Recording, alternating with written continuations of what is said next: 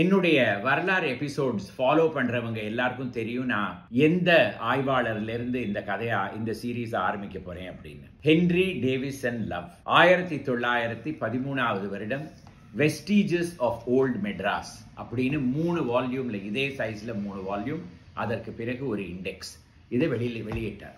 இவர் ஆங்கிலேய ராணுவ படை வீரராக, அதாவது ஒரு கர்னலாக சென்னையில இருந்து ஒரு பீரியட்ல 19வது நூற்றாண்டுல காலேஜ் ஆஃப் இன்ஜினியரிங், அந்த காலத்துல அது சேப்பாக் அரண்மனையில இருந்தது, இப்போ அதுக்கு கிண்டி இன்ஜினியரிங் காலேஜ், அண்ணா யூனிவர்சிட்டி அப்படின்னு பெயர். அதற்கு பிரின்சிபலாக ஆனார். 25 வருடங்கள் காலேஜ் ஆஃப் இன்ஜினியரிங் உடையிலேயே பணிபுரிந்து வந்து கொண்டிருந்தார். அதற்கு பிறகு ஓய்வு பெற்ற பிறகு சென்னையுடைய வரலாறு ரிசர்ச் செய்து இந்த மாதிரி ஒரு புத்தகத்தை வெளியிட்டார். இன்று வரையில் இதுதான் சென்னையுடைய வரலாறுக்கு மிக முக்கியமான ஒரு ஹிஸ்டரி புக்காக இருக்கிறது. ஆங்கிலேயர்கள் 1639வது வருடம் வந்ததிலிருந்து 1801வது வருடம் வரையில் சென்னையுடைய வரலாறு இந்த புத்தகங்கள்ல அடங்கி இருக்கிறது. இதுல ஒரு தெருவுக்கும் எப்படி பெயர் வந்தது, சில கிராமங்களுக்கு எப்படி பெயர் வந்தது அப்படின்லாம் அவர் எழுதியிருக்கார். அது ஒரு மிக முக்கியமான சோர்ஸ். சென்னை பின்கோட் சீரீஸோட 2வது ரிசோர்ஸ் எனக்கு 20 வருடங்களுக்கு ஆசானாக இருந்த திரு எஸ். முத்தையா அவர்கள். அவர்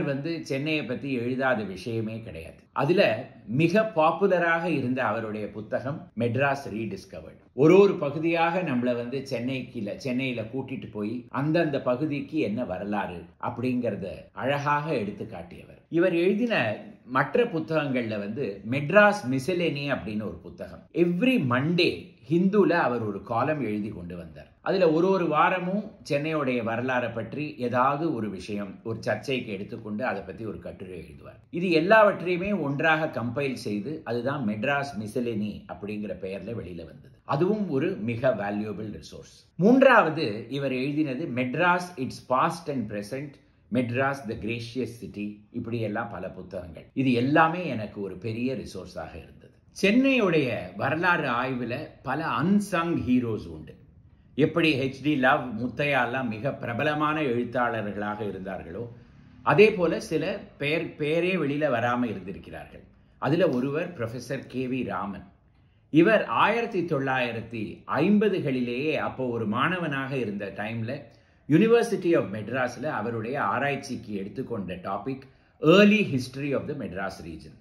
பெரும்பாலும் சென்னையுடைய வரலாறு நீங்க பாத்தீங்கன்னா ஆங்கிலேயர்கள் 1639வது வருடம் இங்கு வந்தார்கள் அப்படின்னு சொல்லி அதுலேருந்து தான் ஆரம்பிக்கும்.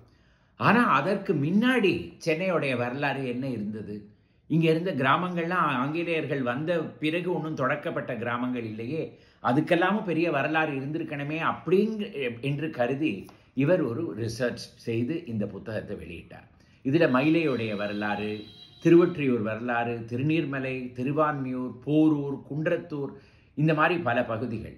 அதுவும் ஒரு மிக யூஸ்ஃபுல்லான ஒரு செக்ஷன் என்னன்னு பார்த்தீங்கன்னா, ஒரு பகுதிக்கும் முதல்ல கல்வெட்டு எந்த வருடத்திலேருந்து நமக்கு தெரிய வருகிறது, அப்பொழுது யார் அரசராக இருந்தார் அப்படின்னு ஒரு பெரிய டேபிள். இவ்வளவு அழகான புத்தகம் இந்த early history of the Madras region. இந்த பின்கோட் சீரீஸ்ல எனக்கு மிகவும் உதவியது இந்த ஐஷர் மேப் ஆஃப் மெட்ராஸ். என்னவா இருந்தாலும் எனக்கு 58 வயசு ஆகிவிட்டது. என்னால் இந்த கூகுள் மேப்ஸ்ல எல்லாம் மணிக்கணக்காக உட்காந்துட்டு அந்த ஆரோ மேலே கீழே எல்லாம் மாற்றி என்ன தெரியுறது இதெல்லாம் பார்த்து கொண்டே இருக்க முடியாது. எனக்கு எப்போவுமே கையில் ஒரு புத்தகம் வேணும். அதில் ரொம்பவே உபயோகமாக இருந்தது இந்த ஐஷர் மேப்ஸ். இது எனக்கு தெரிந்த வரையில் ஒரு 20 வருடங்களுக்கு முன்னாடி வெளியிட்டாங்க. அதற்கு பிறகு புது எடிஷன்ஸும் வந்திருக்கிறது. ஆனால் நான் இன்னும் யூஸ் செய்வது இந்த பழைய எடிஷன் தான். இதில் ஒரு பக்கத்துலேயும் சென்னையோடைய ஒரு ஏரியாவோடைய டீட்டெயில்டு மேப், ஒரு வரைபடம். அதை நம்ம கூர்ந்து கவனித்தோன்னா அங்கே என்னென்ன கோவில்கள் இருக்குது, என்னென்ன தெரு இருக்குது, அதுலேருந்து இதை எடுத்துக்கொண்டு இதை ஆதாரமாக எடுத்துக்கொண்டு அதற்கு பிறகு ஆராய்ச்சி. எப்படி இந்த தெருவுக்கு பெயர் வந்திருக்கலாம், இந்த கோவிலுக்கு என்ன வரலாறு இருந்திருக்க முடியும், இதற்கு முன்னாடி இந்த ஏரியாவில் என்ன இருந்தது. அதற்காக நான் கூகுள் மேப்ஸ் யூஸ் பண்ணல அப்படின்னு சொல்ல முடியாது. ஏன்னா இதில் வெறும் தெரு தான் இருக்கும். கூகுள் மேப்ஸில் போய் ஒரு மேப்பை பார்த்தோன்னா அந்த இடத்துல ஒரு ஹிடன் லேக் அப்படின்னு போட்டிருப்பாங்க. அதுலேருந்து அதற்கு முன்னாடி என்ன ஏரி இந்த இடத்துல இருந்தது அப்படிங்கிறது நமக்கு தெரிய வரும். அதனால printed version and electronic version இது ரெண்டையுமே சேர்ந்து உபயோகித்து இந்த பின்கோட் சீரீஸ் தயார் செய்யப்பட்டது. திரு அசோகமித்ரன் அவர்களை பற்றி எல்லோருமே ஒரு நாவலிஸ்ட், ஷார்ட் ஸ்டோரி ரைட்டர் அப்படி என்றெல்லாம் சொல்லுவார்கள். அதுவும் அதில் அவர் மிகவும் பிரபலம் அடைந்தவர். ஆனால் அவர் சென்னையை பற்றி ஒரு மிக அழகான புத்தகம் ஒன்று எழுதினார், ஒரு பார்வையில் சென்னை நகரம்.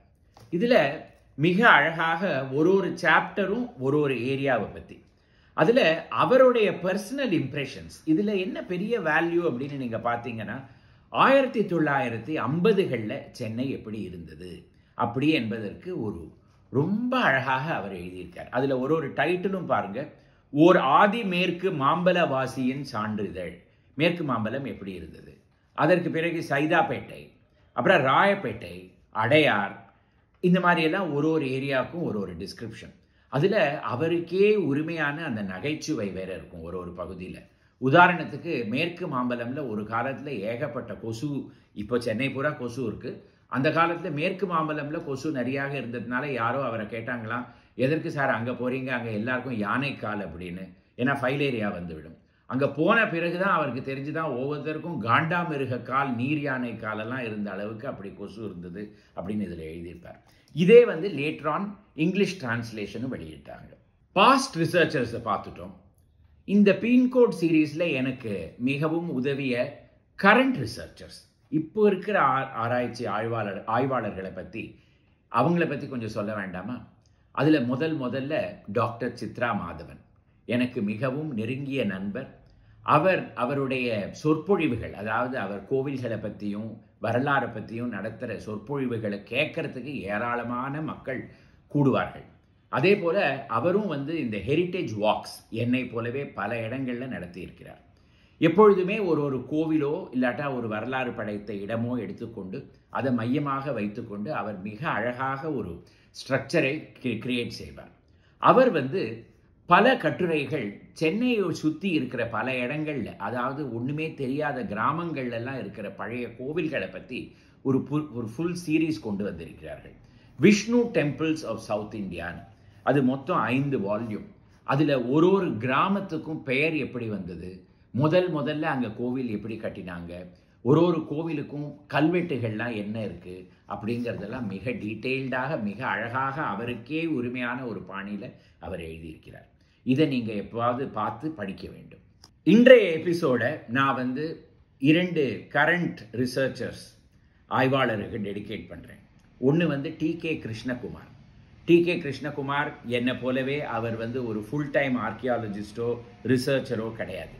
அவருக்கு வரலாறு மேலே ஒரு பெரிய பிரேமை இருக்கிறதுனால அதை இவர் எடுத்துக்கொண்டு எழுதி கொண்டே வருகிறார். இவர் ஏதோ ஒரு பெரிய சாஃப்ட்வேர் கம்பெனியில் பணிபுரிகிறார். ஆனால் அவருக்கு இருக்கிற ஸ்பேர் டைமில் எல்லா இடங்களுக்கும் சென்று இந்தியன் கொலம்பஸ் அப்படிங்கிற பேரில் இவருடைய பிளாக், அந்த பிளாகை போய் பார்த்தீங்கன்னா அதில் சென்னையில் இருக்கிற ஒரு பகுதியில் இருக்கிற சிறிய பெரிய கோவில்கள், சிறிய விஷயங்கள், அங்கே வரலாறு சின்னங்கள் என்னெல்லாம் இருக்குது அப்படிங்கிறதெல்லாம் பற்றி மிகவும் அழகாக எழுதியிருக்கிறார். அதே போல் திரு வேலுதரன் அவர்கள், வேலுதரன் அவருடைய சொந்தமாக ஒரு பிளாக் ஸ்பாட், நீங்கள் கூகுளில் போய் வேலுதரன் அப்படின்னு தேடினாலே அவருடைய டெம்பிள் சீரீஸ் தான் உங்களுக்கு முதல்ல வரும். இவர் ஒரு ரசாயன கம்பெனியில் வேலை புரிந்து அதற்கு பிறகு சென்னை சுற்றி இருக்கிற கோவில்கள், அதே போல் இந்தியாவில் இருக்கிற பல இடங்களில் இருக்கிற கோவில்களுக்கெல்லாம் சென்று அதை ஒரு மிகவும் அழகான ஒரு ஃபார்மேட்டில் எழுதுகிறார். முதல்ல புராணங்கள், அதற்கு பிறகு அந்த கோவில் எப்படி இருக்கிறது, அதற்கு கீழே என்னெல்லாம் வரலாறு சான்றுகள் அங்கே இருக்கின்றன, இப்பொழுது அந்த கோவில் என்ன நடக்கிறது அப்படிங்கிறது ஒரு மிகவும் அழகாக எழுதியிருக்கிறார். இவரும் ஒரு பெரிய ரிசோர்ஸ். முதல்ல இந்த பின்கோட் சீரீஸை ஆரம்பிப்பதற்கு ஊக்கமாக இருந்ததே தேவாரம், 4000 திவ்ய பிரபந்தம், திருப்புகழ், ராமலிங்க சுவாமிகளுடைய அருட்பாக்கள், அதே போல பட்டினத்தாருடைய பாடல்கள். இவர்களுடைய காலத்தில் சென்னையுடைய பழம் பகுதிகளெல்லாம் எப்படி இருந்தது அப்படி என்பதை நான் முதல்ல படிக்க ஆரம்பித்தேன். அதுவும் திருவொற்றியூர் தான் எனக்கு மிகவும் ஒரு பெரிய இன்ஸ்பிரேஷனாக இருந்தது. ஏன்னா மூவர்களும் அந்த இடத்துல போய் பாடியிருக்காங்க. அதே போல மாணிக்க வாசகரும் அந்த இடத்துக்கு வந்திருக்கிறார். திருப்புகழும் அந்த இடத்துல இருக்கிறது. அதே போல ராமலிங்க சுவாமிகள் அருட்பாவும் இருக்கிறது, பட்டினத்தாருடைய பாடல்களும் இருக்கிறது. இப்பேற்பட்ட ஒரு ஸ்தலம் இப்போ எப்படி இருக்கிறது, அப்போ எப்படி இருந்தது அப்படிங்கிறத தான் நான் முதல்ல எடுத்து ஆராய்ச்சி செய்ய ஆரம்பித்தேன்.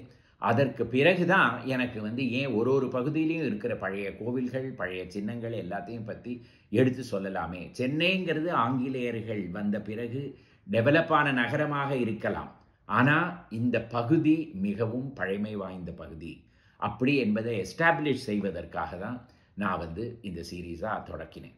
அதனால இந்த சீரீஸோடைய கன்க்ளூஷனில் இந்த தேவார மூவர், ஆழ்வார்கள், அதே போல மாணிக்க வாசகர், ராமலிங்க சுவாமிகள், பட்டினத்தடிகள், அருணகிரிநாதர் இவர்கள் எல்லாருக்கும் தான் நான் இதை டெடிகேட் செய்கிறேன். கடைசியாக நான் டெடிகேட் செய்ய விரும்புவது ஆங்கிலேய ஆட்சியில் இருந்த அத்தனை கலெக்டர்ஸ், அதிகாரிகளுக்கும். அது ஏன் அவங்க பெயரை மட்டும் நான் எடுத்துக்கிறேன் அப்படின்னு நீங்கள் கேட்கலாம். இரண்டாவது, ஆங்கிலேய ஆட்சி அவ்வளவு நன்மையான ஆட்சியா அப்படின்னு கேட்கலாம். அது ஒரு நன்மையான ஆட்சி கிடையாது. இந்தியாவை எக்ஸ்ப்ளாய்ட் செய்வதற்காகவே வந்த ஆட்சி அப்படிங்கிற கருத்து என்னுடையது தான். ஆனால் டாக்குமெண்ட் செய்வதில் அவங்கள போல வேற யாரையுமே பார்க்க முடியாது. 19வது 20வது நூற்றாண்டில் இருந்த ஐசிஎஸ் அதிகாரிகள் ஒவ்வொருத்தரும் ஒரு டிஸ்ட்ரிக்ட்டுக்கு கலெக்டராக போன உடனே அந்த டிஸ்ட்ரிக்டோட கெசட்டை வந்து அப்டேட் செய்வாங்க. அந்த அப்டேட்டட் கெசட்ஸ் இப்போ பல வால்யூம்ஸ் வந்து இன்டர்நெட்டில் ஃப்ரீ ஃபார் டவுன்லோடாக அவைலபிளாக இருக்குது. அது ஒன்றொன்றையும் படிக்கிறச்சே அந்தந்த பகுதியில் இருந்த கிராமங்கள், அந்த பகுதியில் இருந்த கோவில்கள், இதெல்லாம் பற்றி ஒரு வர்ணனை. அதே போல் 19வது நூற்றாண்டிலிருந்து 1995 வரையில் நம்முடைய சென்னை மாநகராட்சி administration of Madras city or Chennai city report அப்படின்னு வருடம் ஒன்று வெளியிட்டு கொண்டே வந்தது. அது எல்லாமே ரிப்பன் பில்டிங்கோடைய ஆர்கைவில் இருக்கிறது. அங்கே போய் பார்த்தா சென்னை நகரம் எப்படி வளர்ந்தது, இதோடைய வரைபடங்கள் எல்லாம் நமக்கு வந்து தெரிய வருகிறது. இதெல்லாம் அந்த காலத்தில் செய்யப்பட்ட ஒரு பெரிய டாக்குமெண்டேஷன்.